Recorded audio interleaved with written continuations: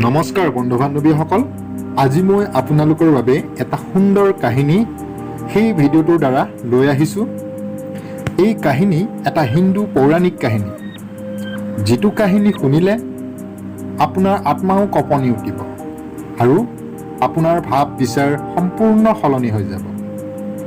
সেই কাহিনী আজিলৈকে প্ৰায় কম মানুহে শুনিছে হ'বলা, সেইবাবে আজি মই লৈ আহিছোঁ এই সুন্দৰ কাহিনীটো। কিন্তু আপুনি সম্পূৰ্ণ কাহিনীটো জানিবলৈ হ'লে সম্পূৰ্ণ ভিডিঅ'টোক চাব লাগিব, শেষলৈকে চাব লাগিব।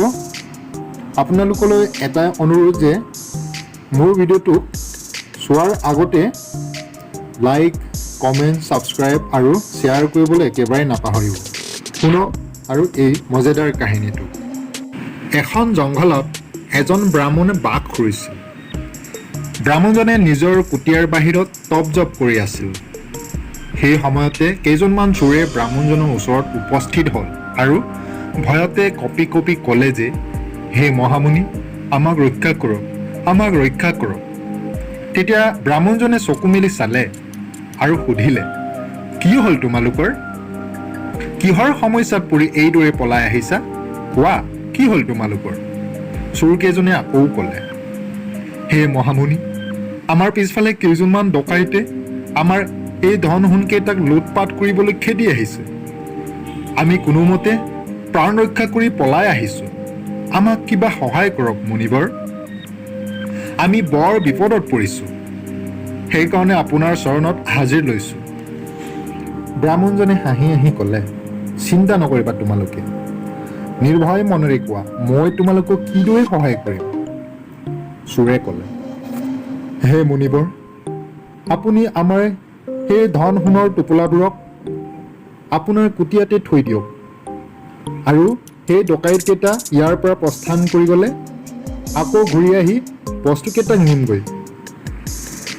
ব্ৰাহ্মণজনে চোৰকেইটাৰ কথাটোক সহজতে মানি ল'লে, কোনো বিচাৰ বিমৰ্শ নকৰাকৈ, আৰু ক'লে, তোমালোকে মোৰ চৰণত আহিছা যেতিয়া মই তোমালোকক সহায় কৰিম, কাৰণ চৰণলৈ অহা মানুহক সহায় কৰাটো মানৱীয় ধৰ্ম। গতিকে তোমালোকে নিশ্চিন্ত মনে বস্তুকেইটাক মোৰ কুটীয়াত থৈ যোৱাহি আৰু তোমালোকে ইয়াৰ পৰা অতি সোনকালে প্ৰস্থান কৰা। তাৰ পৰা চোৰকেইজন পলাই পত্ৰং দিলে। কিন্তু আচল বিপদটো এতিয়াহে আহিব। কাৰ বিপদ আহিব? তাৰমানে ব্ৰাহ্মণজনৰ। ব্ৰাহ্মণ আৰু চোৰকেইজনৰ মাজৰ বাৰ্তালাপখিনিক সেই খেদি অহা সৈনিকসকলে দূৰৰ পৰা লক্ষ্য কৰি আছিল। সৈনিকসকলে সন্দেহ কৰিলে যে, এই চোৰকেইজনৰ লগত ব্ৰাহ্মণজনৰো হাত আছে। সৈনিককেইজন ব্ৰাহ্মণজনৰ ওচৰত উপস্থিত হ'ল আৰু ক'লে, ঐ মূৰ্খ ব্ৰাহ্মণ, আপুনি এজন ব্ৰাহ্মণ হৈ এনেধৰণৰ চোৰ কাম কৰিবলৈ লাজ নালাগেনে? দিয়ক আমাৰ ধন সোণকেইটাক। ব্ৰাহ্মণজনে আচম্বিত হৈ ক'লে, কি কোৱা হে? তোমালোকে কৈছা সিহঁতে চোৰ আৰু সিহঁতে কৈ গ'ল তোমালোকে চোৰ। মই একো বুজি পোৱা নাই। কি হৈছে তোমালোকৰ? সৈনিককেইজনে আকৌ ক'লে, এই দুষ্ট ব্ৰাহ্মণ, এতিয়া আপুনি নাটক কৰিব নালাগে। এতিয়া আপোনাৰ উচিত বিচাৰ আমাৰ মহাৰাজে কৰিব। বল বল। এই বুলি কৈ ব্ৰাহ্মণজনক টানি আজৰি ৰাজসভালৈ লৈ গুচি গ'ল। ব্ৰাহ্মণজনে তেতিয়া একো নোকোৱাকৈ লগত গুচি গৈছে। পিছদিনাখন ব্ৰাহ্মণজনক ৰাজসভাত উপস্থিত কৰালে আৰু ৰজাজনে সুধিলে, কোৱাচোন সৈনিকসকল, এই ব্ৰাহ্মণজনৰ কি অপৰাধ কৰিলে? এওঁক ৰাজসভালৈ কিয় উপস্থিত কৰালে? সৈনিক এজন ক'লে, মহাৰাজ, সেই ব্ৰাহ্মণজন ব্ৰাহ্মণ নহয়, ব্ৰাহ্মণৰ নামত কলংক হয়, এজন চোৰ মহাপাপী হয়। এই বুলি কৈ সৈনিকজনে আগৰ সকলো কথা বিৱৰি কৈ দিলে। সৈনিকজনৰ কথা শুনি মহাৰাজৰ খং উঠিল আৰু ব্ৰাহ্মণজনক সুধিলে, হেৰ মুনিবৰ, মই আজি কি শুনিবলৈ পাইছোঁ?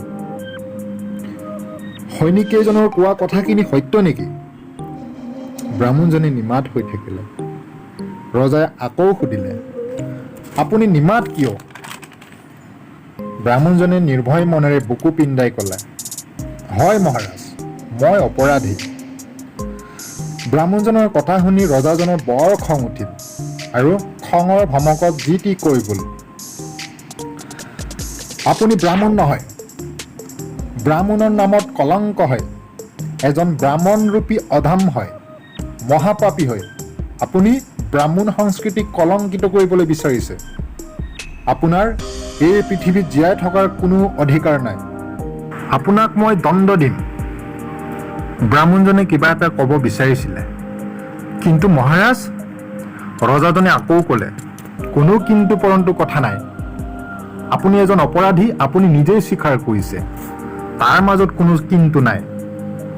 আমাৰ ৰাজ্যত ব্ৰাহ্মণক সন্মান কৰিছিলোঁ, আদৰ সৎকাৰ কৰিছিলোঁ, কিন্তু আপুনি সন্মানৰ পাত্ৰ নহয়।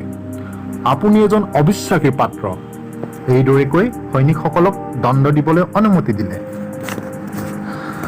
সৈনিকসকলে দণ্ড দিবৰ কাৰণে ব্ৰাহ্মণজনক লৈ গ'ল। ব্ৰাহ্মণজনক এনে ভয়ানক শাস্তি দিছে, ব্ৰাহ্মণজনে অসহনীয় হৈ পৰিল। কাৰণ তেওঁক এটা এনে বেজীৰ নিচিনা জোঙা কোঠা এটাত বহিব দিছে, য'ত বহি দিলে কোঠাটো মানুহৰ শৰীৰত ভেদি যায়। ব্ৰাহ্মণজনে অসহনীয় হৈ পৰিল আৰু তেওঁ নিজকে বচাবৰ বাবে নিজৰ তপোবল প্ৰয়োগ কৰিলে। সি তপস্যা কৰিবলৈ জোঙা কোঠাৰ ওপৰতেই আসনত বহি দিলে আৰু তেখেতৰ তপোবলৰ উৰ্জা প্ৰকট হ'ব ধৰিলে। ওচৰৰ বস্তুবোৰ লৰচৰ কৰিব ধৰিলে। ওচৰত থকা মানুহবোৰৰ হাহাকাৰ লাগিল। তেওঁৰ তপোবলৰ প্ৰকোপত গোটেই বিশ্ব ব্ৰহ্মাণ্ড কম্পমান হৈ উঠিল। সৈনিক এজন ৰজাৰ ওচৰলৈ গৈ সকলো কথা ক'লে আৰু ৰজাজনে ততাতৈয়াকৈ ঘটনাস্থলীত উপস্থিত হয়। ৰজাজন আচৰিত হৈ থাকিল, কি হৈছে এইবোৰ? তেতিয়া এজন ব্ৰাহ্মণে এই ব্ৰাহ্মণজনৰ আচল ৰহস্য ভেদ কৰিব পাৰিলে আৰু ভয়তে কঁপি কঁপি ৰজাজনক ক'লে, মহাৰাজ, মহাৰাজ, এওঁক ক্ষমা কৰি দিয়ক। এওঁ নিৰপৰাধী। এওঁ অন্য কোনো নহয়, মহামুনি মাতণ্ড হয়। ৰজাই শুনি ভয়তে কান্দি কান্দি ক্ষমা বিচাৰিলে আৰু ক'লে, হে মুনিবৰ, মোক ক্ষমা কৰি দিয়ক। মই বহুত ভুল কাম কৰিলোঁ। মোক ক্ষমা কৰি দিয়ক মুনিবৰ। লাগিলে আপুনি মোক যি দণ্ড দিয়ে তাকেই স্বীকাৰ কৰিম।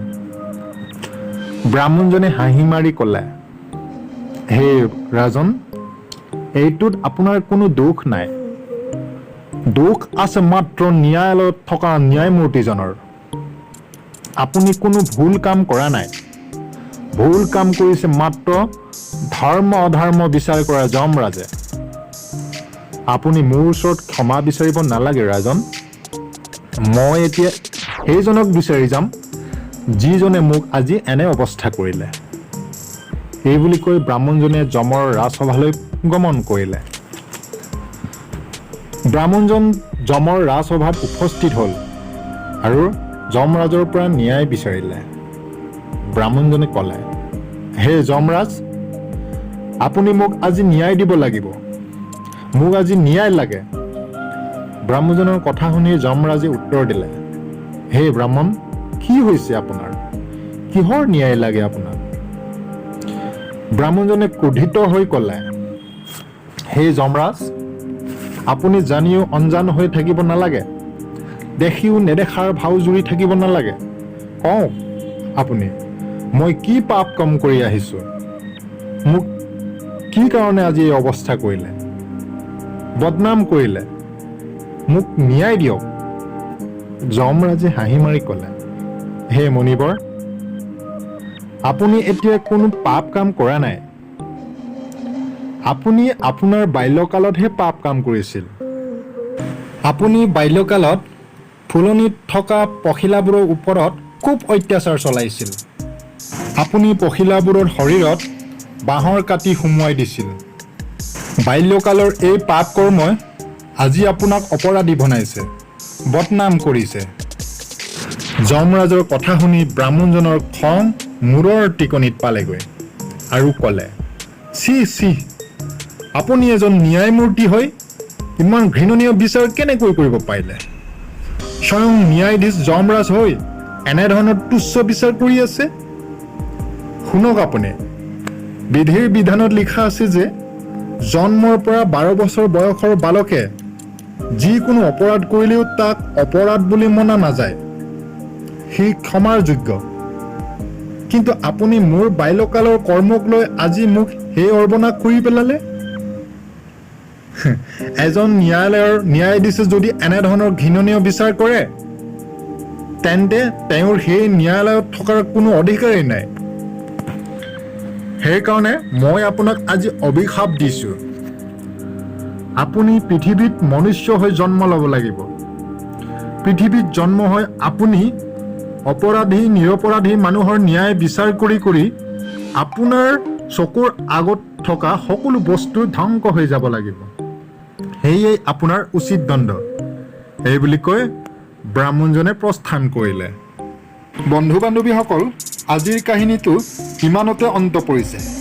মোৰ বিশ্বাস আছে যে সেই কাহিনীটোৰ পৰা আপোনালোকে কিবা শিকিবলৈ পাইছে, কাৰণ কাহিনীটোত থকা প্ৰত্যেক গুণাৰ্থ আজিৰ সমাজত প্ৰায় ঘটিয়েই থাকে। কাৰোবাক সহায় কৰিব যাওঁতে নিজৰ জীৱন বিপদত পৰি যায়। আৰু কাহিনীটোৰ পৰা এটাই পালোঁ যে কোনো ন্যায়াধীশে বা কোনো বিচাৰপতিয়ে অপৰিপক্ক চিন্তা কেতিয়াও কৰিব নালাগে। খং ৰাগ এইবোৰ কেতিয়াও কৰিব নালাগে। অৰ্থহীন বিচাৰ কৰিব নালাগে। কাহিনীটোত এইটোৱেই প্ৰকাশ কৰা হৈছে। গতিকে বন্ধু বান্ধৱীসকল, ভিডিঅ'টো চাই আপোনালোকৰ খুব ভাল লাগিল চাগৈ। যদি ভাল লাগিল তলৰ কমেণ্ট বক্সত কমেণ্ট কৰক আৰু ছাবস্ক্ৰাইব কৰিবলৈ একেবাৰে নাপাহৰিব। ধন্যবাদ।